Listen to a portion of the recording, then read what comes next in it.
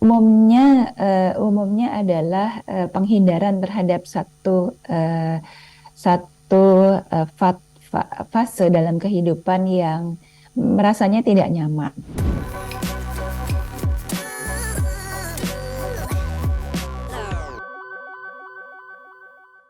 Ibu Tia sendiri pernah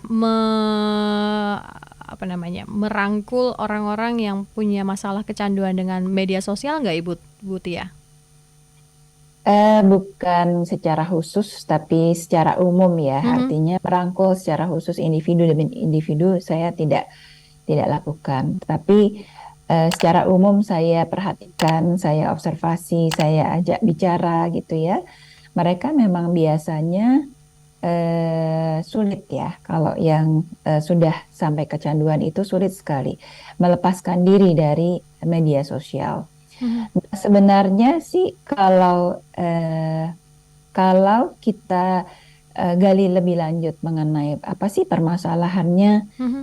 umumnya umumnya adalah penghindaran terhadap eh, satu fase dalam kehidupan yang merasanya tidak nyaman.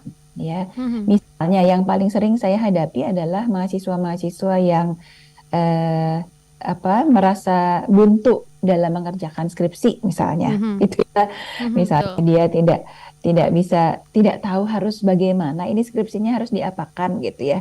Nah, itu yang umumnya kemudian mereka lebih nyaman, lebih enak, lebih asik dengan medsosnya dibandingkan dengan mengerjakan skripsinya. Ya, misalnya Mhm. seperti itu.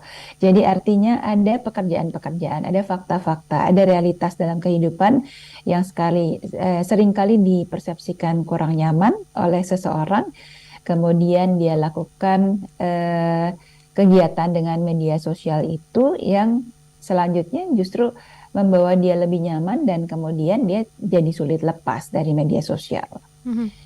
Dan itu sebenarnya bisa dihindari, ya bisa dicegah, bisa juga kita kita lakukan pertolongan ya, Mhm. pertolongan supaya dia tidak begitu lagi. Mhm. Nah, ini berarti artinya untuk melampiaskan yang dia alami di dunia nyatanya ini dia lampiaskan di media sosial ya Ibu Tia ya? Ada yang seperti itu ya, Mhm. ada yang memang merupakan pelampiasan, ada yang memang dia butuhkan untuk lakukan, ada yang dia memang lakukan itu sebagai bentuk kompensasi terhadap ketidak eh, ketidak apa ya, dia merasa tidak diterima di lingkungan sosial yang nyata, Mhm. kemudian dia kompensasikan dengan kegiatan di medsos. Yang ekstrovert itu kan memang ingin senang dengan lingkungan sosialnya, nah dia lakukan melalui media sosial. Jadi ada beragam motivasi ya orang melakukan update status atau aktif di media sosial itu. Mhm.